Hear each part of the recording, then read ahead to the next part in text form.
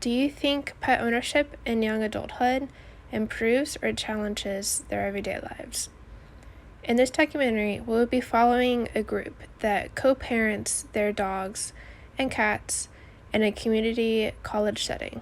As we're seeing here, these are all the pets that they care for. My name is Abby, and this is Bo. So in 2019, I had thought about wanting to get a dog for a minute, but at the time I didn't really know what. Oh, we're stretching. We're stretching. You're crazy. You're crazy. We actually found Bo on the side of the road at Central State Hospital. My roommate Kendall texted me one day, and because she had known that I had been looking for a dog, and she said, Abby, like, we found a stray, do you want him? And they sent me a picture of him, and I was like, oh my God, like, bring him to me right now. And ever since that day, even though I was not prepared at all in the slightest to have a dog, ever since that day, my life has just changed forever, in the best way possible, because this boy is literally my best friend. He's definitely improved my mental health a lot. But what I love most about him is he's just so sweet. He loves cats. He loves other animals. And anybody that he meets, they love him just because he carries this sweet energy. Some challenges that I face are, unexpected vet visits. Like, for example, last week he had symptoms of a seizure, like the post-seizure. So I had to, call my vet, drop a couple hundred on that. Sometimes when I want to go on vacation, if those places aren't pet friendly, I either don't go or I have to board him. Helping my friends who own pets definitely helped me learn how to parent with him, because you learn a lot from other animals, whether people believe it or not, because every animal acts differently. So being able to help co-parent with other dogs, could help their pets learn something that they didn't know before, or sometimes it could induce bad behavior. You just never know. But I enjoy all of my friends as pets, and getting to help take care of them, because at the end of the day, the more time that you spend with the animal, if they need you, you'll know how to take care of them. So that's why I'm very thankful for my friends who do have other pets, because they also know how to take care of him. And there's not many people that I do trust with literally my heart and soul. Pew.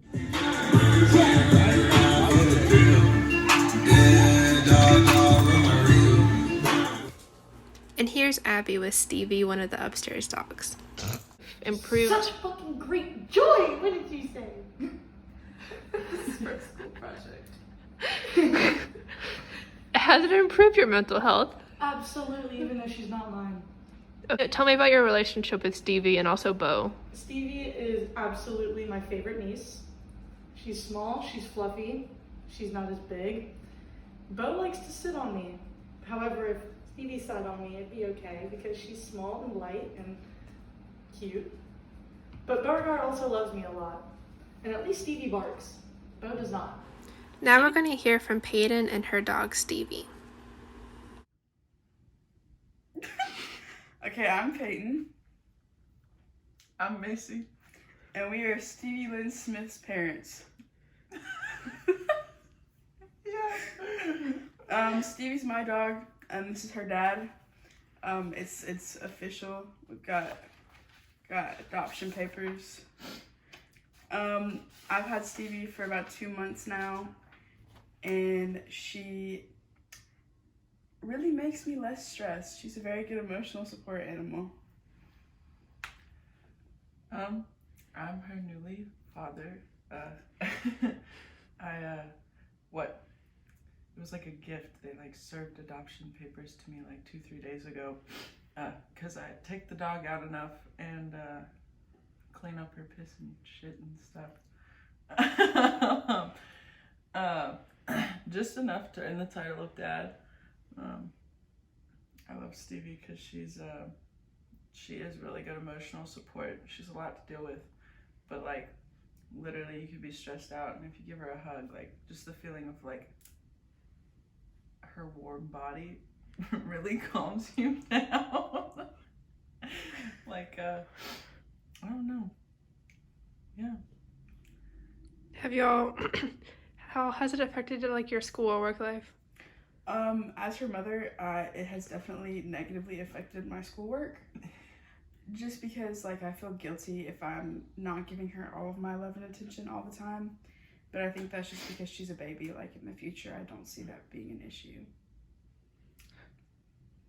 She might slightly help my school life because when we first wake up in the morning, I'd be taking her out sometimes, and then I'm like awake for the day. So like instead of sleeping till noon right before class, I could be awake and like have time to do stuff because she has to pee. Solid, guys. Yeah. I don't know why I'm eating these like it's mine. Here you go, Sam. Give me one. Hey. You can share with me, see? I don't need no permission. Hi.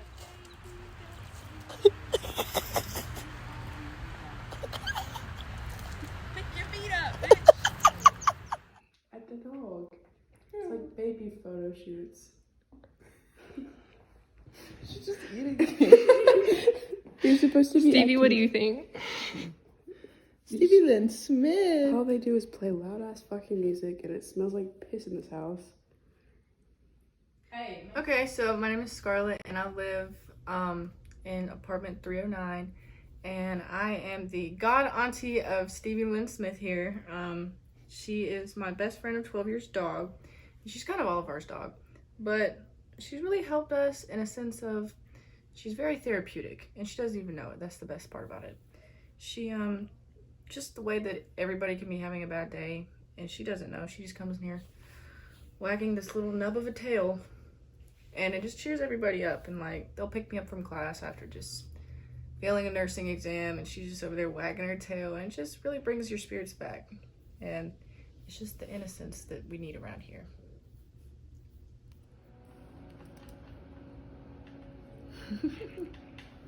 What is she eating? Hello, my name is Megan Wilson, and these are my two lovely cats. This is Aslan. He just turned 2. He had his birthday a couple of days ago. And this is Cece. She's like 7 months old. Both of them are rescues. I rescued this one from someone's house, and then I rescued this one from outside of our apartment complex. And I never thought that I was really a cat person, but turns out I am. And they are just so sweet and lovable. And they, I don't know, they just have an energy to them. They walk around like they know what they're doing. I think cats are beautiful. And I just love being around them. And when they're sweet and cuddly. And when they're not, they're not. But that's okay, you know. That's one thing you have to learn about cats is you can't force your love on them. But, yeah, I think everyone should own a cat. Has it impacted your life at all, like your school life or work life? Yes. Aslan has picked up the ability to recognize when I'm having a really bad day. And so sometimes after I come back from not passing a test, I will be in my bathroom kind of upset, and he will just come up and lay on my lap. This one's figuring out emotions. She'll sometimes come up and make biscuits on me, but they bring me serotonin. They really do. Nice. Yes. Do you have any challenges that you faced while raising these two little fur balls? I think one of the challenges with Cece was definitely getting all of her vet stuff done. She was a stray, so she had all the problems. With Aslan a little bit, I had a huge problem with teaching him not to claw at everything in sight, and anything dangling he would jump up and grab, so I have a lot of broken furniture. But that's about it. Nice. Thank you. You're welcome.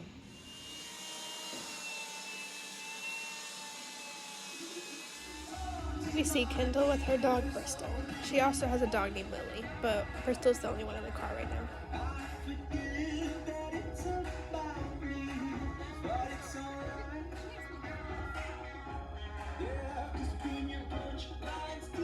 definitely good sides and bad sides to being a dog parent or animal parent in general. The good side is they're cute. They're fun. They're cute, you know? My Yeah. dog just pooped in my car.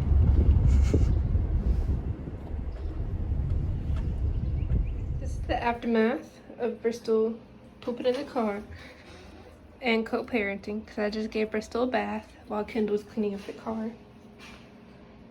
He seems happy about it.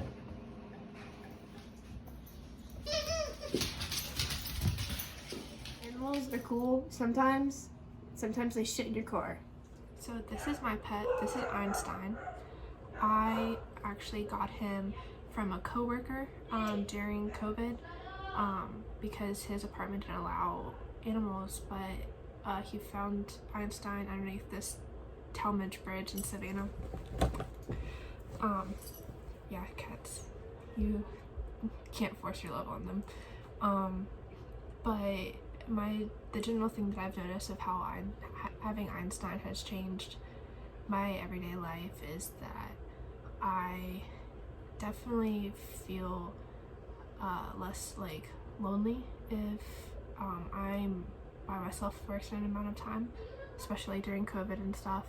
And it was always really sweet to come home to an animal after working really long shifts, and also being just generally stressed out because of school and in that COVID period as well. The challenges that I face while owning Einstein is that I really do have to plan in advance if I'm going anywhere for a weekend, like if I'm going to bring Einstein or not. So that's a big thing. And then also just in general having to plan out finances and stuff for like taking him to the vet or litter or cat food, or honestly learning his habits and behaviors too, because I've learned to put food in his bowl before I go to bed, because if I don't, he wakes me up at like 5 a.m. really hungry, and that's not the vibe. Einstein. That's crazy.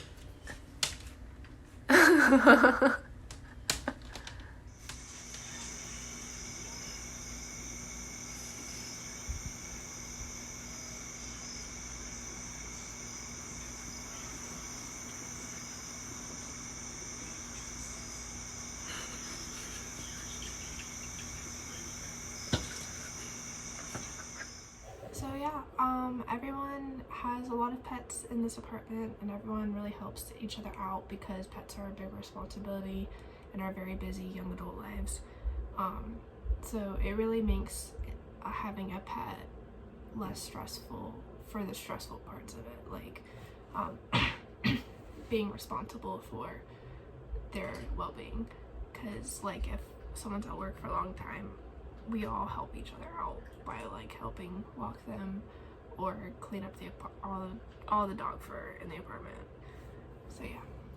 So in conclusion, everyone that was interviewed had a lot of the same things to say, like that their animals provided them a lot of emotional support whenever they're upset with school or work, but that the challenges that they faced were the general responsibilities of owning a pet. Like Macy was saying, she had to get up a lot earlier because of walking Stevie in the mornings, but it did help her in the long run with her school because she was up anyways and she stayed up.